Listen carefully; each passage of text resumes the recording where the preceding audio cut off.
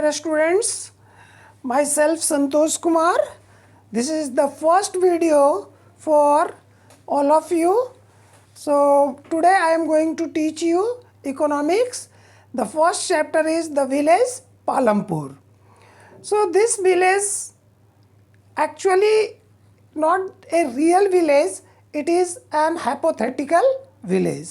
So before starting the summary of this village, one thing I want to say you that economics is a new subject for all of you. So why the economics is introduced in your syllabus? It is very common. The economy always runs with the help of three things. First, production. Second, distribution. Third, consumption.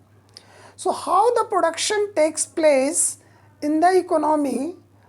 So some important aspect is trying to explain through these chapters.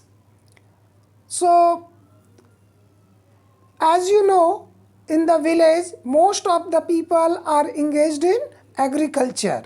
So agriculture is the primary stage of production. So why it is called primary stage? Because this stage contains the production of raw materials, and that's why it is known as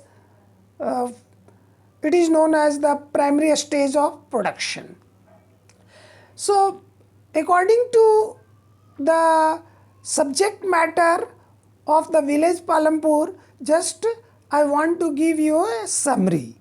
So first of all, first point I want to say you that farming is the main activity, but except farming, some other activities is also available, such as a small scale manufacturing, dairy, transport, etc. So as we know that if the people are living in the village, it means they are engaged in farming.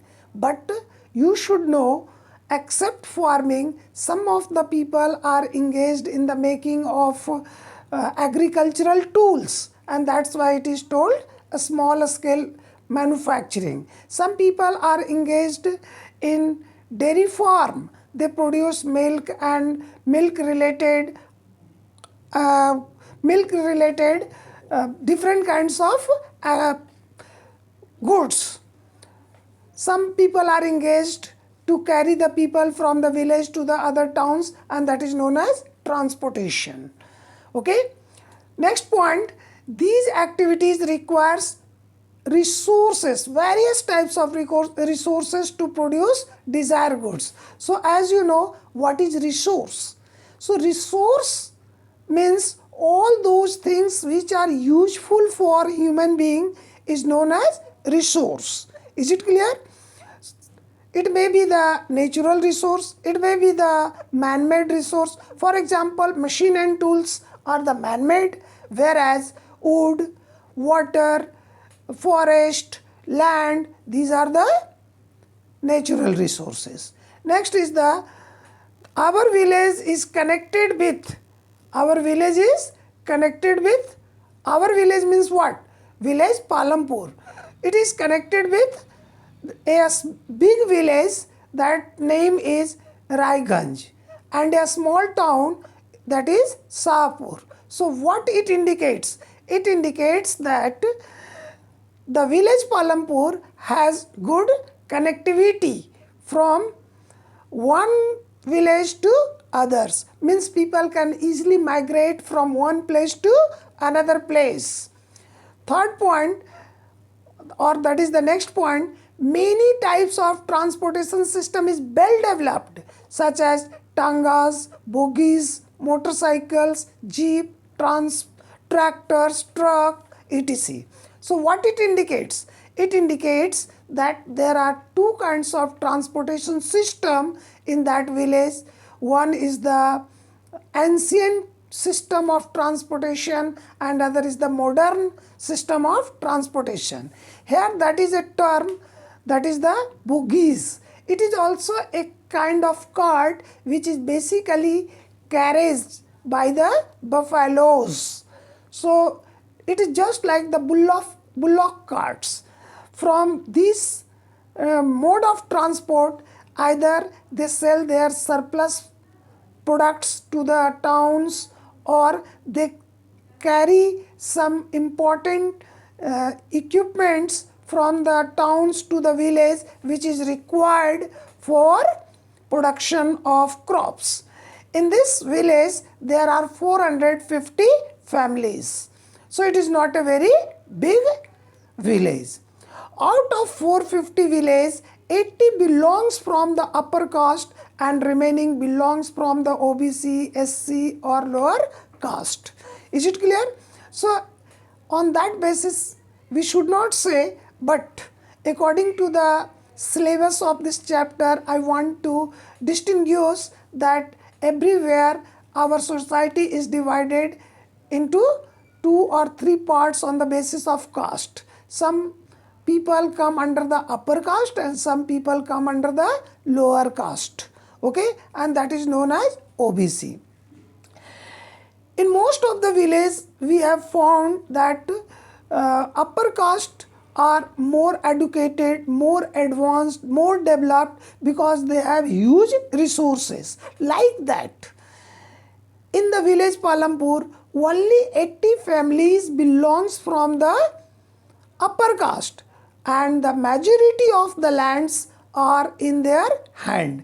Means whatever the resources, land resources are available, most of the land resources are in the hand of 80 families, those who belongs from upper caste.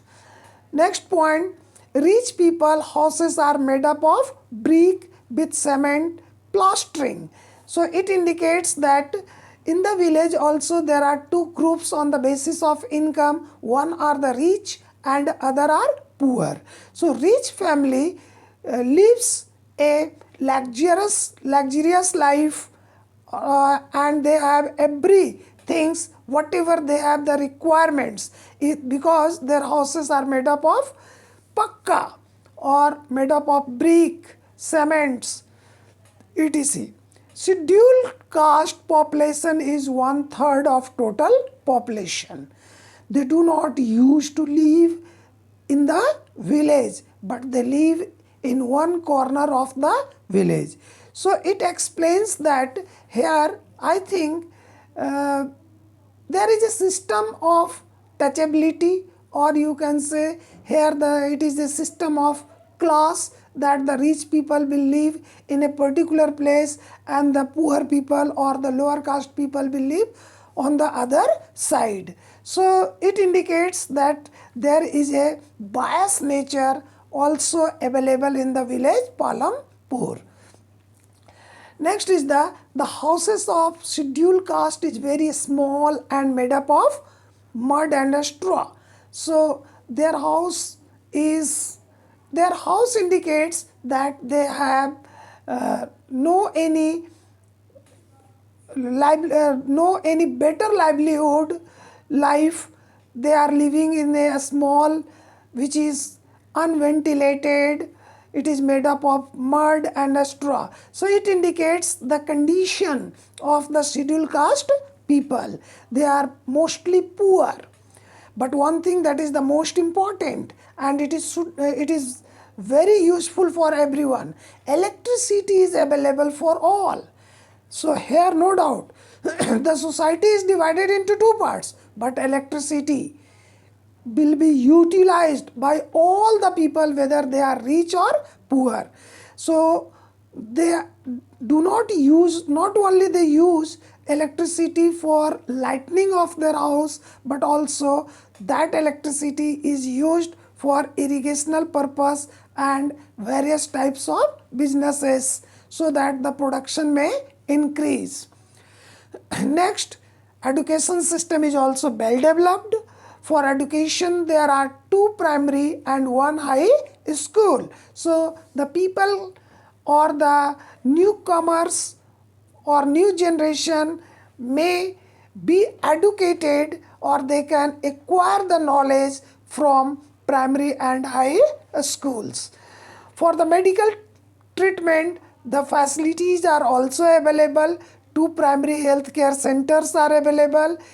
One is run by the government and other is private. So here people are aware regarding the facilities of health, and that's why not only the government, even the private has also started the healthcare facilities. In this way we can say it is a well developed village. So why we are saying that it is well developed village?